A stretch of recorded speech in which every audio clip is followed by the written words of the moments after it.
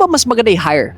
Friends or strangers? Pag friends ang hinire mo, ang advantage mo is kilala mo na sila. Alam mo kung masipag sila o tamad, paano sila mag-isip, at kung anong values nila, kung fit ba sa kumpanya mo. Kumbaga, wala na masyadong testing phase. Pag strangers naman ang hinire mo, ang advantage is malinaw ang boundary mo from day one. O mas madaling mag-call out, mas madaling mag-correct, mas madaling mag-fire at mag-replace. So ano ba pipiliin ko? Mas prefer ko mag-hire ng friends. Bakit? Kasi kilala ko na paano sila magtrabaho. I can save time sa testing phase. Ngayon, paano naman yung boundaries? You can still set boundaries naman from day one. Ginagawa namin is, during the onboarding, before starting to work with us, we set expectations. So yes, I prefer hiring friends. Pero 99% ng team ko are strangers. Bakit? Kasi I don't hire based on kung friend ko sila or hindi. I hire based on two things. Number one, culture fit ba sila? Yung values ba niya pasok sa kultura ng kumpanya ko? Number two, skill fit ba sila? Pasok ba ang skills niya sa role na hinahanap ko? So kahit gusto ko friends ko yung hinahire ko, kung hindi sila culture at skill fit, hindi ko sila i-hire.